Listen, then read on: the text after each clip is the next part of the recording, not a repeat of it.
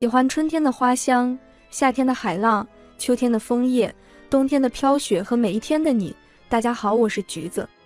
事情就很魔幻，前男友顾明玉的脸就那么猝不及防地映进我眼里，我想逃都没得逃，只能扯着嘴角，笑得僵硬。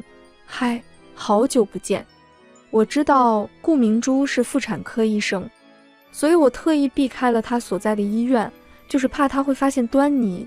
结果老天爷好好的给我上了一课，告诉我什么叫做人算不如天算。更无语的是，为什么顾明玉也会出现在妇产科？我就不信他是来看妹妹的。好久不见。顾明玉很官方的回答我，眼神落在我小腹上，帅脸上的神色颇为复杂。顾明珠，查清楚了吗？3个月。顾明珠的嘴贼快，然后眨也不眨的看着他哥。你们分手多久了？不巧，也是3个月。他勾勾唇，眼底复杂，顷刻间化作一点笑，但又快得让人难以分辨。我轻哼，那又怎么样？跟你没关系。你这嘴。他眼神微闪，示意我跟他走，聊聊。没必要，我这人属鸭子的，没别的本事，就嘴特硬。他看看我，俊朗的眉眼里似含了丝怒，但最终只默默地跟上我脚步。我去啦，他就跟啊，搞得我最后都烦了。你到底想怎么样？该是你给我解释才对。顾明玉沉脸皱眉，眼睛紧紧地盯着我，而他五官本就深邃立体，眼眸又生得狭长凌厉，紧盯着人的时候，总会让人有被里外看得通透的错觉。但不可否认，他是个大帅哥。我咽了咽口水，梗着脖子跟他呛。顾明玉，我们已经分手了，我还要给你什么解释？孩子，他说的言简意赅。我嗤笑一声，世上又不是只有你一个男人。声未落，他眼眸里染了怒火。我视若无睹地呛上去，跟你分手太高兴，跑酒吧狂嗨玩大了，然后就有了孩子。我都不惜自毁名声了，他还想要怎么样？见他依然皱眉紧盯着我，我也乐了。顾明玉，原来你还有爱当爹的嗜好啊。很好，如果眼刀子能杀人，我现在已经血溅当场了。他挠着脸，疾步离开了医院。我站在风里，看着他颀长背影越走越远，水雾中是忍不住朦胧了眼睛。并非他不爱我，也非我不爱他，可是两个敏感要强还脾气臭的人在一起，那真的是天雷勾动地火，吵起来房顶都能掀了。相恋3年，我和他爱得死去活来，吵的时候也天翻地覆。吵久了，人也是会倦的，所以我就提了分手。他大概也累了，并未拒绝。既然我和他都学不会怎么更好的爱对方，那分开也是爱他的方式，只是没想到出了意外。怔怔地站了会儿，我才出医院。早上晨吐得厉害，几乎没吃东西，又偶遇了顾明玉，这会儿脑子还晕晕乎乎的，想着找辆出租车，先解决了民生大事再说。但刚招手，一辆黑色大 G 便滑到了我面前，副驾的车窗降下，露出顾明玉那张叫人又爱又恨的脸。上车。他薄唇微掀，话里没几分好气。我冷哼了声，不稀罕。声未落，就见他额头青筋乱跳。我嗤声，别开眼去找其他的出租车，要不是早晨吐得没力气了，我就自己开车来了。但是没等我招手，就听大 G 的车门哐啷一声炸响，车身都抖3抖。这火爆脾气。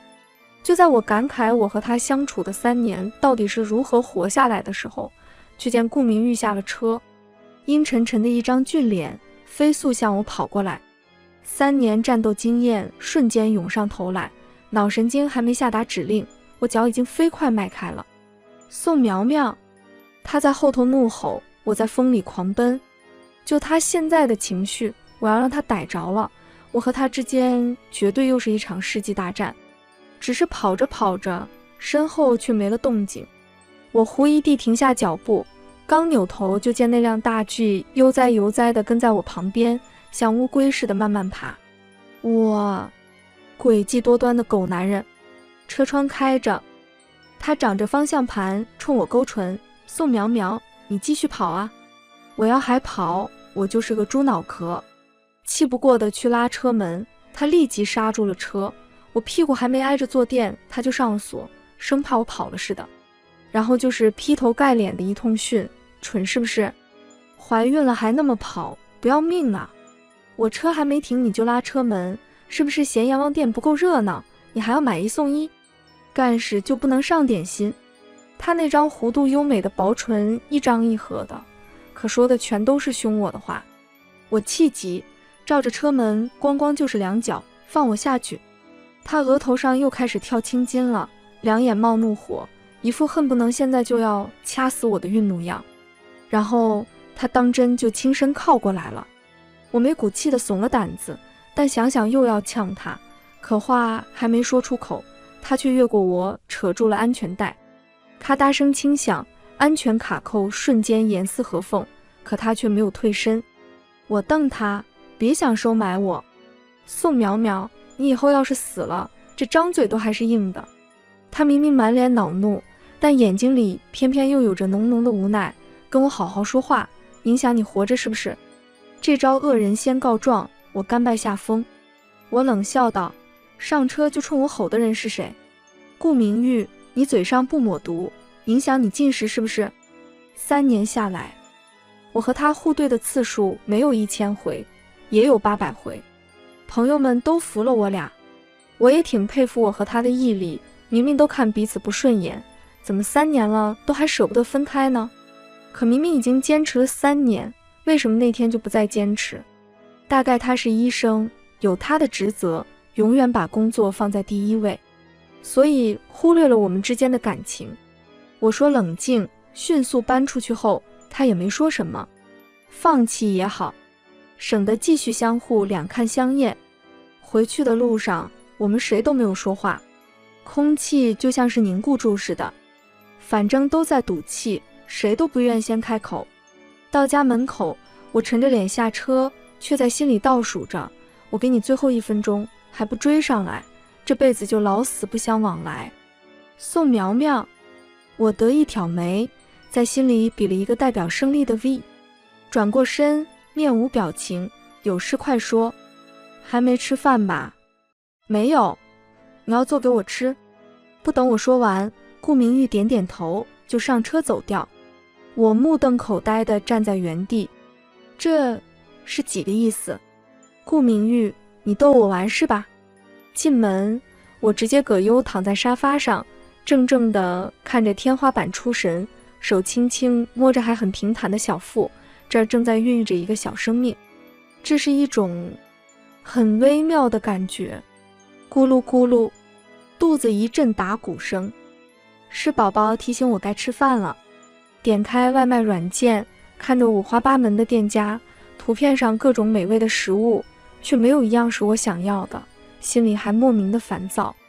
翻半天，好不容易有想吃的，还用不了券，没有满减，真是服了。吃顿饭怎么这么难啊？以前我是从没这种烦恼，反正下班回来，总有热气腾腾的饭菜在等着我，而且顾明玉还会只做我爱吃的。好像刚跟他在一起没多久，他就是这样了。他把我的嘴养刁了，成功俘获我的胃，也俘获了我的心。现在跟他分手才3个多月，我直接瘦了快10斤。我不会没了他就不行吧？我欲哭无泪。滴滴，门被解锁的提示音。我坐起身，震惊地盯着提着大袋小袋的顾明玉。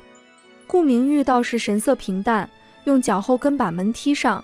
怎么门锁还是我的生日密码？我沉默2秒，才反驳道：是我习惯了，懒得改。但我决定现在就改。顾明玉睨了我一眼，径直朝厨房走去。别改了，进来给我打下手。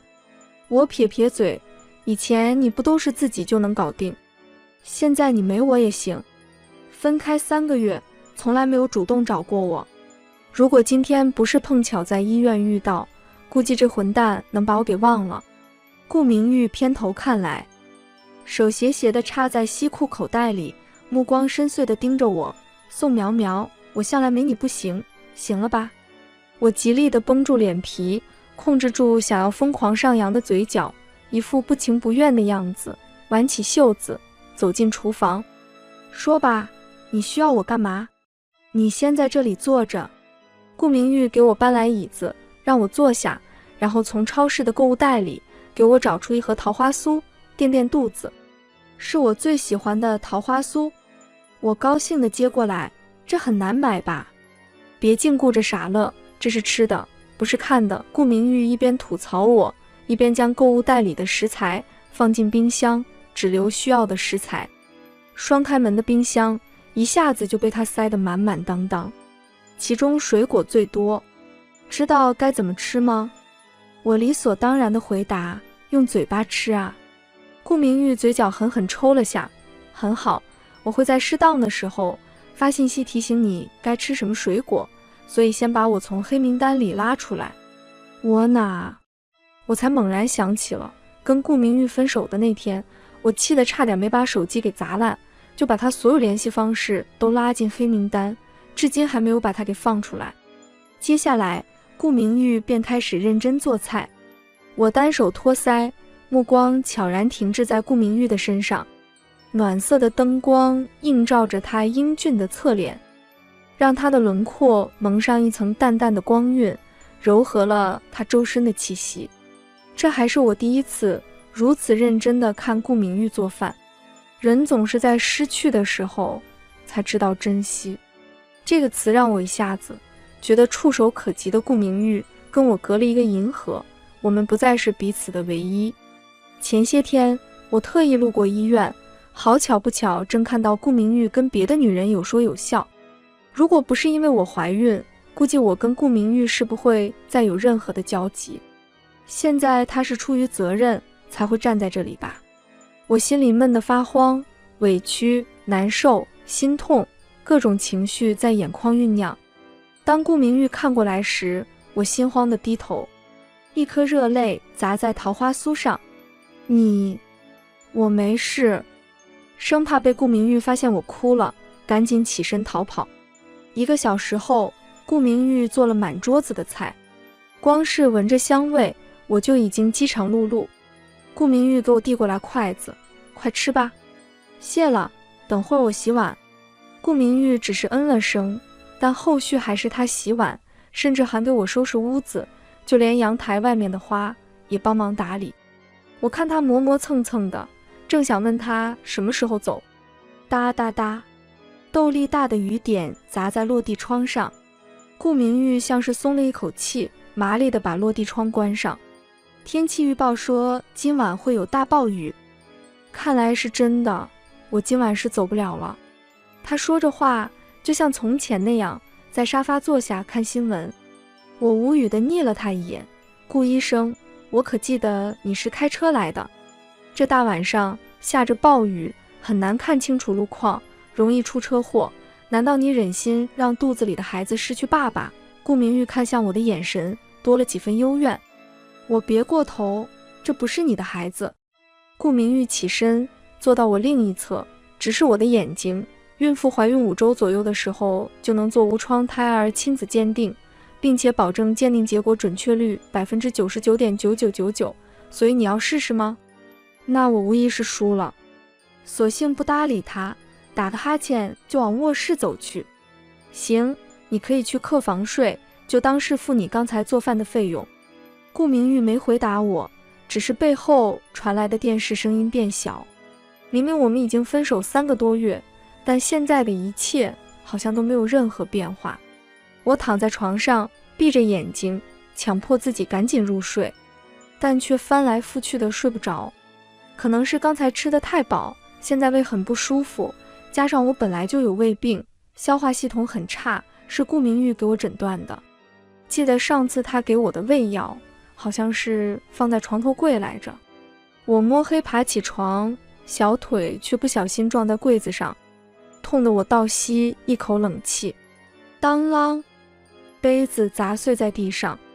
宋苗苗，几乎是瞬间，顾明玉就推门进来，伸手按下电灯开关。骤然亮起的灯光让我微眯起眼睛，只看到一道颀长高大的身影朝我走来，将我抱起，轻柔放在床上。跟你说了多少次，半夜起床得开床头灯？说吧，这次你是想做什么？我别过视线，不着痕迹地拉过被子，遮住按着胃部的手，轻描淡写道：我没事，你去睡就行。顾明玉黑着脸，将地上的玻璃碎收拾干净就出去。但没多久，顾明玉敲响我的房间门，宋苗苗，就10分钟的时间，你应该还没睡着吧？我进来了，只见他端着一碗热汤进来，暖胃汤，喝了再睡。我很惊讶，顾明玉竟然看出我是胃不舒服。阵阵的胃痛告诉我不要拒绝这碗暖胃汤，所以我接过来，谢谢。见我双手捧着碗，小口小口喝完汤，顾明玉眉眼柔和，大掌抬起来附在我的发心，轻轻揉了揉，这样才乖，喝了汤胃就不痛了，别总是吃药，尤其现在你还怀着宝宝。顾明玉的语调轻柔缓慢，看向我的目光却像是要把此刻的我深深凝在眼中一样，瞳孔中清晰地浮现出我的身影，毫不掩饰。知道了吗，小喵喵？他的声音低沉磁性，就像是大提琴演奏那般动听，带着淡雅的薄凉，还有着情人的万般亲密。每次他叫我小喵喵，就会吻我。想到这儿，我怔怔地对上那双深邃的眼睛，五官有棱有角，还有微抿的薄唇。扑通扑通，一瞬间，我感觉心跳已经蹿上了200，脸颊滚烫。就在顾明玉要吻下来时，仅存的一丝理智让我伸手把顾明玉推出门，把门摔上。我紧紧地捂着胸口，安抚快要从嘴巴里跳出来的心脏。妈呀，我怎么对顾明玉还如此有感觉？不行不行，现在的路线是父去子留才对。我和顾明玉已经分手了。第二天清晨，温暖的阳光透过窗帘的缝隙照了进来。我伸了个懒腰，想起顾明玉还在家里，顿时就清醒过来。在走出房间前，我先去浴室梳洗一番，可不想邋里邋遢地出现在顾明玉面前。虽然他早就见识过，但现在我们已经分手了，双方关系不一样了。我得让顾明玉看到，跟他分手后，我变回从前的精致 girl， 让他后悔去吧。我甚至打开广播，还是听英文的。望着紧闭的客房门，我悠悠地抿着牛奶，得意的尾巴都要翘天上去。顾明玉，你应该听到了吧？现在我的 level 都升高了，离开你，我变得越来越优秀。结果我在门口等半天，还不见顾明玉出来。推门一看，好家伙，人已经不知所终。这个逼白装了。我很生气，但更多的还是失落，竟然一声不吭就走了。以前就算我还在睡，顾明玉都会跟我说一声的。现在我们已经分手了，分手了。门铃突然响起，我兴致不高地过去开门。站在门口的顾明珠晃了晃手中的早餐，笑眯眯地打招呼：嫂子，早上好呀，我哥让我给你送早餐，说你要吃有营养的。我愣住，顾明玉大早上人跑了，却让明珠来送早餐，这是什么操作？顾明珠往里走，最近她的科室有点忙，但说了晚上会来陪嫂子。我满脸问号，为什么顾明玉还让明珠叫我嫂子？被顾明珠一口一个嫂子喊着，我很不好意思，左思右想，还是认真的跟顾明珠解释，我跟你哥真的已经分手。顾明珠愣了愣，你们吵架了？是不是你们之间有误会啊？我哥可喜欢你了，房间里是你的照片，手机屏保也都是你的照片。总之，我在家里天天都能看到你。看着顾明珠真诚的眼神，我不知道是该高兴还是该难过，苦笑着叹气，没误会的，他太忙了，最重要的是我们性格不合，我们都是倔脾气，吵架起来谁都不让谁，彼此伤害，彼此都不好过，倒不如分开，或许才是最好的结果。而且我们分手这3个月，他也没有主动找过我，那就是默认了我们的分开。顾明珠连连摇头，她看起来很急，似乎不知道该怎么跟我解释。随后叹了口气，嫂子，你别误会我哥，之前的3个月他连续做了好几台手术就病了，这2天才刚刚养好。你检查那天他是在妇产科等我，我准备拉他去检查身体的。听着顾明珠的话，我微微一愣，顾明玉是去检查身体的，是我误会了。他没理我是在做忙，身体不舒服。我哥那几天很累，嫂子，你们别吵架了。见我不想多谈，顾明珠只好发了一个微博链接给我。嫂子，我想这上面应该会有你想要的答案。这时，顾明珠的手机响了，是医院打来的，她得去处理。嫂子，我看过一部电影，里面有句台词，夫妻之间不仅仅是有爱，还有相互的忍让，相互的包容。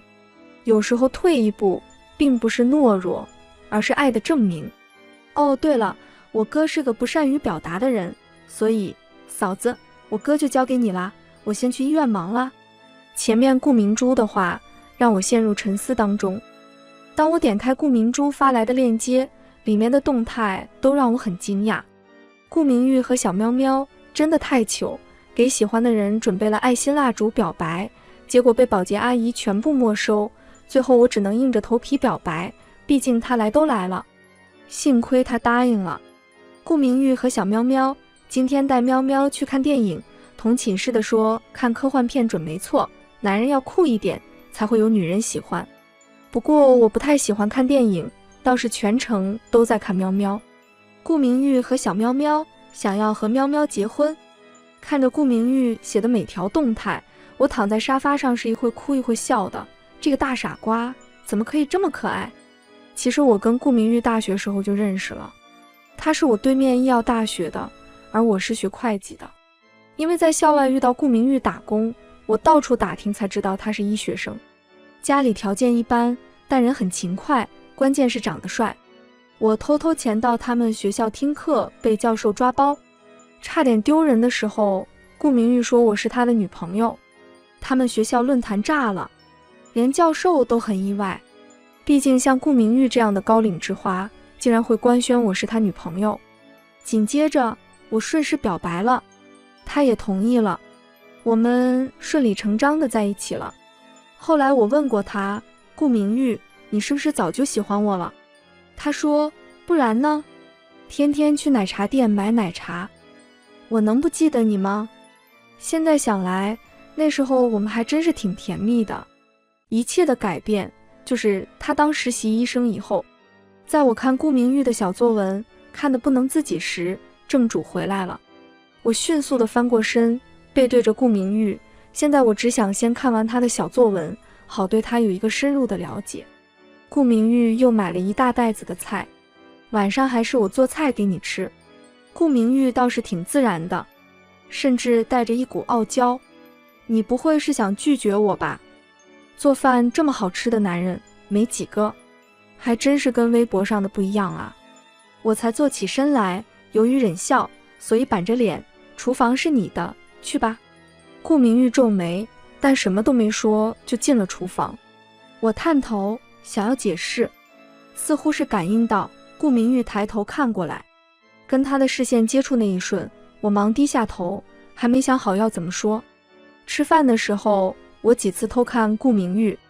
宋苗苗，有话你就说。顾明玉似乎是终于忍不住，啪的一声把筷子放下，但见吓到我，又赶紧轻放一次。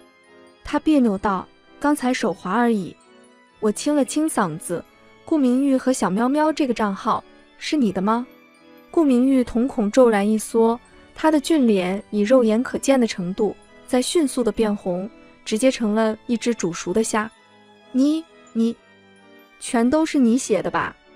我拿着手机给顾明玉看，顾明玉，真没想到你在我面前跟在网上还完全不一样呢。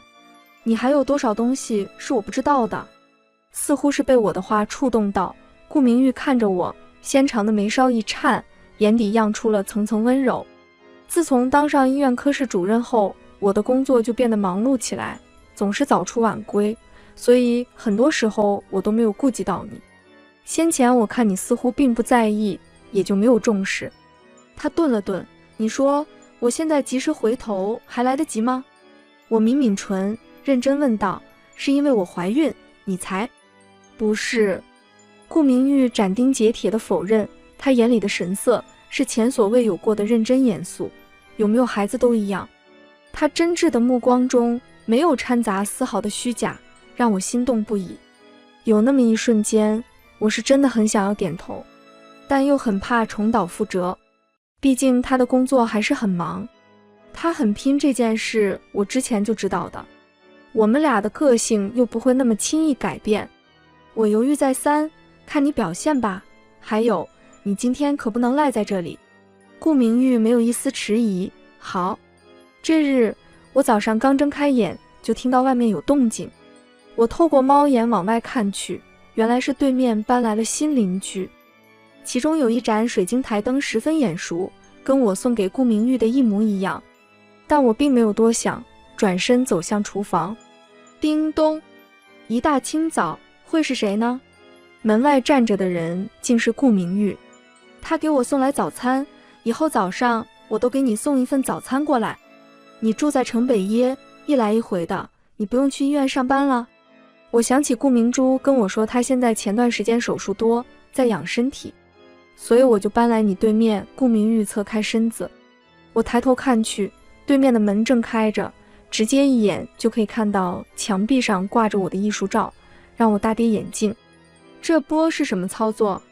顾明玉掩饰般轻咳一声，这样不管是进门还是出门都能看到你。他顿了顿，又问道，又没有死皮赖脸跟你住一起，一举两得。说实话，我此刻芳心荡漾，但还不能让他太得意哟。那我是不是得夸你一句挺聪明？那你快吃早餐吧，我要去医院了。顾明玉看了眼手表，就匆匆回屋，拿上东西就离开。但他不忘冲我挥手，我也挥挥手，目送着顾明玉走进电梯。本来想问问他为什么3个月不联系我的，是不是因为手术太多？现在想来，还是等下次吧。将我怀孕的事儿告诉了爸妈，并且征求他们同意我自己处理和顾明玉的关系后，我松了口气。明媚灿烂的阳光照在我的身上，暖洋洋的，让我对未来充满了希望，很期待顾明玉接下来的表现。接下来的日子，顾明玉除了去上班，就是待在我的身边照顾我。尤其在我孕吐的那段日子里，吃啥吐啥，一直没有胃口。为了让我的营养能跟得上，顾明玉买了好几本的食谱回来钻研，变着法子的给我做好吃的。于是我的体重一下子就重了20斤。我不敢置信地看着体重秤。顾明玉，怎么啦？不好吃吗？顾明玉忙从厨房出来，手里还拿着勺子，那赶紧吐了，我给你重新做别的。我咬了一口鸡腿，哭唧唧道，我胖了20斤，怎么办？我的傻喵喵，这不是你一个人的体重，还有咱们的宝宝，那是宝宝的重量。顾明玉一本正经道，未出生的宝宝20斤，科科，不如给你做盐焗鸡，现在就要吃。他还真知道我喜欢吃什么。得嘞。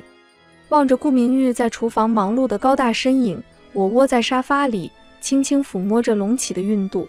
宝宝呀，很快是我和你爸的周年纪念日，往年他都很随便呢，你觉得他这次会有改变吗？到了周年纪念日的当天，我早早就等在家里，看了无数遍手机，都没有收到顾明玉的信息，这让我很失望。就算再忙，也该告诉我一声才对。可万一顾明珠说的，他工作真的太忙，有时候顾不上，我是不是也不能计较这么多？嗡嗡，是顾明珠发来的信息，他让我过去对面帮顾明玉接收一份传真。我真的是栓 Q， 顾明玉这个家伙能打给顾明珠，为什么不直接打给我？记得接收传真，也不记得今天是什么日子。我气鼓鼓的过去，用力的戳着每个数字。顾明玉，我又不是你的助手，你有工作自己做。当我推开门，直接被摆在正中间的心形蜡烛给惊喜到，还有满地的玫瑰花瓣，满屋子漂浮的红色爱心气球，边上的桌子更是有浪漫的烛光晚餐。优雅的钢琴声轻缓流畅。我循声看去，直接被坐在钢琴前，一身帅气西装的顾明玉惊艳到。他回过头来看着我，月光顺着窗子落在他的发梢，将他的面庞映得分外耀眼。他在弹奏《爱的纪念》，我的心脏仿佛被这首曲子攫住，眼眶发热。原来他是记得的，他知道我喜欢这首歌，之前好几次想让他弹奏给我听，他都没时间，而且今天还给我准备这么大的惊喜。一曲完毕，顾明玉让我先闭上眼睛，你闭上眼睛，倒数3个数。我满怀期待地闭上眼睛，在心里倒数时，能听到顾明玉朝我走来的脚步声，他在我面前停下。当我再次睁开眼，一束蓝色的满天星出现在我面前，是满天星。很早之前我就已经跟顾明玉说过，不喜欢玫瑰花，而是喜欢满天星。看来他是一直都记着我说的话。我满意的接过来，很香。很香吗？我怎么闻着只有淡淡的气味？顾明玉不解。你自己闻闻。在顾明玉凑近的那一刻，我踮脚亲在他的脸颊上，算是对他今晚的用心的一个奖励。他没有让我输。顾明玉眼眸微微睁大，似乎没想到我会主动。所以我合格了吗？你告诉我，这是第几个周年纪念日？第4个周年纪念日。合格。这次的周年纪念日，我过得特别开心。毕竟这样特别的日子，得要双方都重视，才会变得有意义。我以前经常期待跟他的2人世界，从不奢求顾明玉像这次周年纪念日那样费心思准备惊喜，只要他对我用了心就行。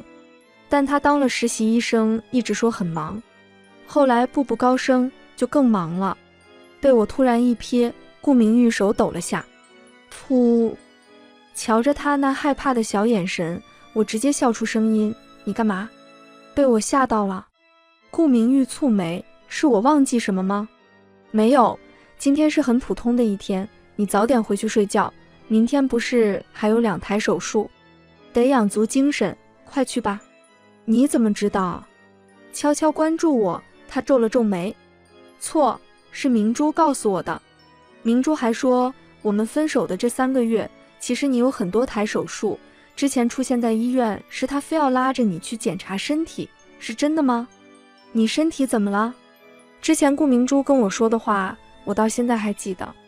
他怎么什么都跟你说？顾明玉皱了皱眉，深呼吸了口气。之前每天都有手术，有时候多起来都没办法回家，吃住都在医院，稍微轻松点也一睁眼就要去医院手术，甚至半夜被叫起来的。顾明玉自从当上科室主任后，工作的确越来越忙了，身体确实有点累垮了。单位强制给我放了一段时间假，这几天又有点忙不过来，缺人手就把我叫回去了。他老老实实交代，还真不像是以前那个毒舌傲娇的顾明玉了。我推着顾明玉出门，知道了，明天你不用早起给我煮早餐，明珠会给我们送早餐来，他明天休息，我和他去逛街。我看着他的背影，忽然觉得心酸。我是不是有点太过分了？之前不理解他，还跟他生气来着。之后是顾明珠突然约的我，她说想要多多了解我这个嫂子。现在我已经怀孕6个月，想要生产时更顺利，平时是要多做运动的，便答应顾明珠的邀约。逛街就是最好的运动。嫂子，你觉得给别人送礼物是要根据对方的喜好送，还是根据你自己的心意来？顾明珠问道。我挽着顾明珠的手，另一手扶着腰。这个就看情况而定，如果你知道对方的喜好，自然是按对方的喜好买，如果不知道，那就根据你自己的心意。送礼物嘛，最重要的是心意。顾明珠若有所思地点点头。她趁我挑宝宝衣服时，不知道在跟谁发信息，神神秘秘的。嫂子，咱们去看看包。顾明珠看了眼手机，才确定要去哪里。我当即答应，我特别喜欢买包包，因为包治百病。看了半天，我们谁都没有买，因为我看上的那款包包太贵，得先存钱一阵子才能买，现在只能先忍忍。我看到顾明珠对着我喜欢的那款包拍照，没想到我们的品味如此一致，不如一起存钱，到时候一起来买。顾明珠神秘一笑，嫂子，我觉得你很快就能拥有这个包包。眨眼间又过去2个月，明天就是我的生日。我悄悄地瞥了眼在旁边给我削苹果的顾明玉，现在肚子越来越大，走路都很不方便，只想躺平。顾明玉心疼地看向我，对不起，我们就生这一个。我摆摆手，你扶我回房间，我打算今晚早点睡。现在还不到10点，你确定这就睡了？顾明玉明显一愣，但还是扶着我回房间，给我盖好被子。你睡吧，我给宝宝读睡前故事。早在我怀孕4个多月的时候，顾明玉就已经买了一堆童话故事书，也不知道他是在哄我睡，还是在哄宝宝，所以我习惯睡前有他陪伴在身边。请问顾医生，今晚你要讲什么故事？今晚不讲故事了。我刚闭上的眼睛立马又睁开来，对视上那双深邃的眼眸，我的心跳莫名漏了一拍，慌忙别过视线。为什么不讲？有一部外国的小众电影，你一直很想看，但始终找不到资源。顾明玉说着，起身准备投影仪。我顿时精神不少，视线追随着顾明玉，你不会找到这部电影的资源吧？顾明玉点点头，托朋友找的。后面我才知道，其实是顾明玉在网上找了好几个论坛、贴吧，又拜托几个大神，才终于找到的电影资源。电影开始，顾明玉原本坐在床边，慢慢地挪到我身边。给你当人肉垫子。那就谢谢顾医生啦。我不要口头上的谢谢。我睨了他一眼，感情是得寸进尺了。顾明玉满脸无辜，我只是想摸摸宝宝。摸吧摸吧。我的注意力逐渐被电影吸引过去，抓过他的大手，附在我的孕肚上。你慢慢摸个够，别打扰我看电影。隔着一层薄薄衣衫，我几乎能够感受到从他掌心上传来的灼热温度，这让我根本无法专心看电影。尤其顾明玉像个好奇的孩子，用手轻轻地触碰，又把脸贴上去。宝宝，你在妈妈肚子里，乖不乖？一定要乖乖的哦，不许闹脾气。等你出生，爸爸带你去踢足球。看完电影就睡吧。我继续看电影，想着看完电影就睡觉了，其实他这样陪着我就够了。但没想到12点的闹钟忽然响起了。我疑惑地转向顾明玉，却见顾明玉站在床边，抱着一个大大的正方形盒子。他说：苗苗，生日快乐。我定定地看着他抱着的盒子，正是我最爱的拼图，眼眶不禁湿润。原来你还记得，以前很流行情侣一起拼图，说是象征2人的未来慢慢拼凑在一起，所以我跟顾明玉提过一嘴。当时顾明玉在看书，所以他只是淡淡的嗯了声。喜欢吗？喜欢，很喜欢。我哽咽着抹眼泪。顾明玉忙把拼图放下，温柔地给我擦拭眼泪。傻瓜，不许再哭了，不然宝宝以为爸爸在欺负妈妈。看着眼前这张帅气的脸庞，我不禁破涕为笑。对比起从前，现在的他确实改变了很多。我们现在来拼图？不行，能让你熬到12点，已经是我的极限。顾明玉连连摇头，扶着我躺下。因为今天是你生日，所以才会破例的，知不知道？明天等我下班回来，一起拼图。我撇撇嘴，但还是乖乖地答应。在他要走时，忍不住伸手拽住他的衣角，有些扭捏道：衣柜里还有你的睡衣。顾明玉微微一愣，行，我现在拿走。这家伙是真不懂还是装不懂？顾明玉忽然一愣，拿着睡衣走过来，惊喜地盯着我。苗苗，还是你的意思是让我留下？我故意板着脸，如果你不想留下，那拜拜。留下，我选择留下。顾明玉竟当着我的面就换睡衣，他的身材真的不是开玩笑，完全是属于那种穿衣显瘦，脱衣有肉的男人。被我这样直勾勾盯着，顾明玉害羞地红了脸。你确定要这样一直看着我？睡觉？我直接闭上了眼睛。下一秒，我感觉唇上一热，是顾明玉这家伙趁机袭击我。我忙睁开眼，好家伙，还有一个惊喜等着我。原来顾明玉还给我准备第2份生日礼物。我脑子里灵光一闪，心情变得雀跃起来。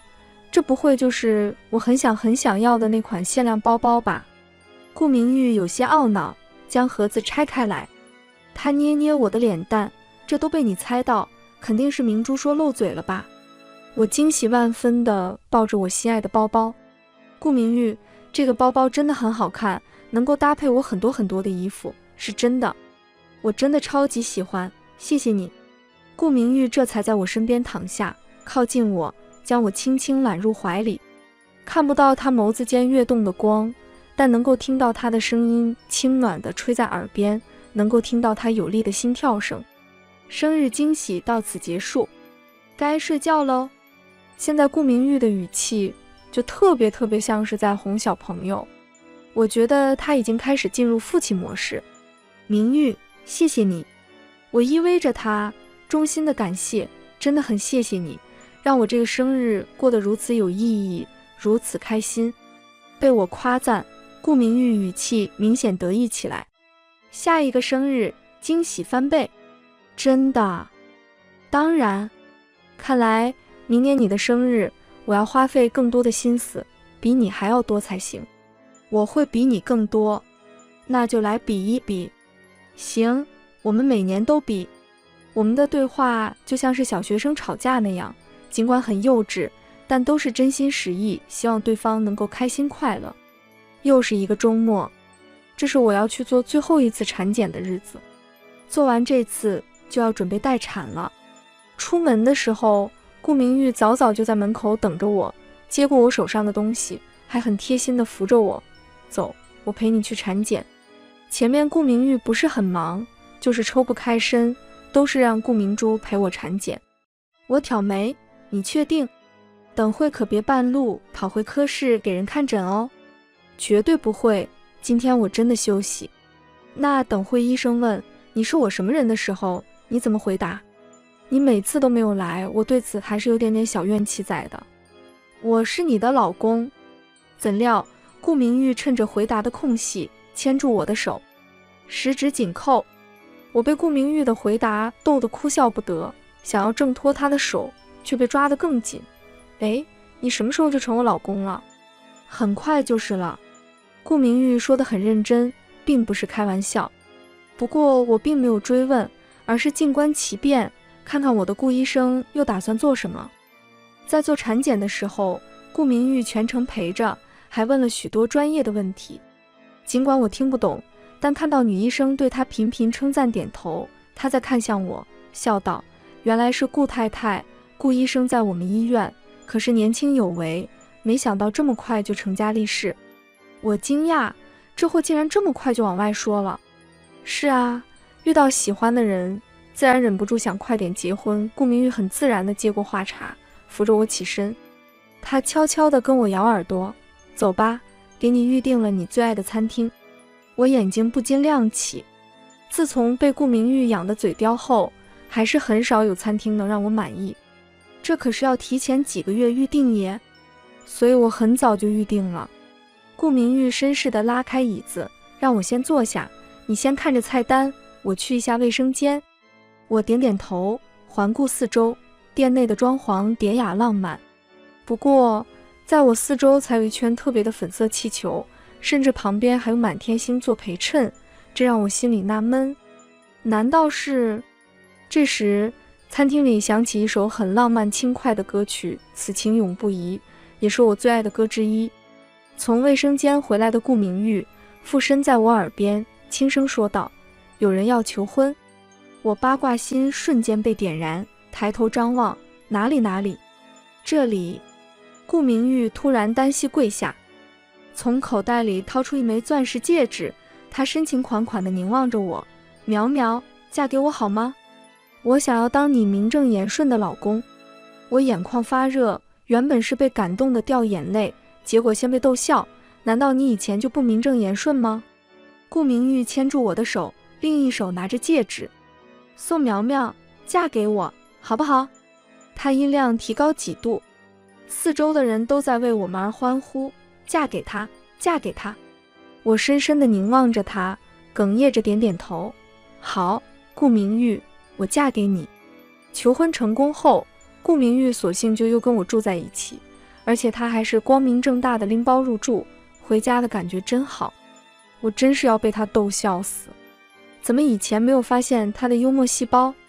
看来他的变化是越来越大，而我很喜欢他的变化。快过来，我都不知道要准备什么进产房。放心，我早就给你全部准备好。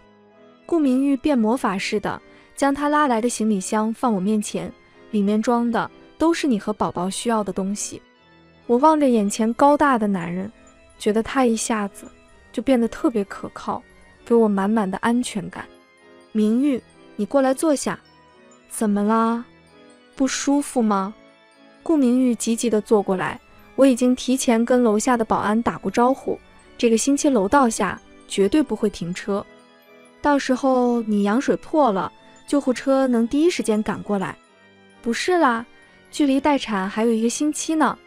我细细地看着他，我只是感觉你突然变得很细心体贴。顾明玉牵住我的手，那双清澈的双眼弯出好看的弧度，真诚又热切。或许是因为我失去过后才知道什么叫做珍惜。苗苗，很感谢你给我一次改过的机会，我发誓绝对不会再让你输。像是有什么滚烫的东西从心间漫过，连带着眼眶也有些酸胀。我相信你。1个星期后，我们的孩子顺利平安的降世。坐月子的期间里，一直都是顾明玉照顾他，他还让我爸妈不用那么远的跑一趟，他能照顾好我。但我有些担心，明玉，你医院就已经有够忙的，让我妈过来一趟吧。我早就申请调去其他的部门，不会像以前那么忙。顾明玉坐在我身边，拿着热毛巾给我擦脸擦手。现在在我的眼里，没有什么比你和孩子更重要的。我正想说话，旁边的宝宝就先哭起来。刚喂过奶，又饿了吗？不对，宝宝这是要换尿片。顾明玉抱起宝宝，动作很熟练地换好尿片。来，我教你怎么分辨宝宝的哭声。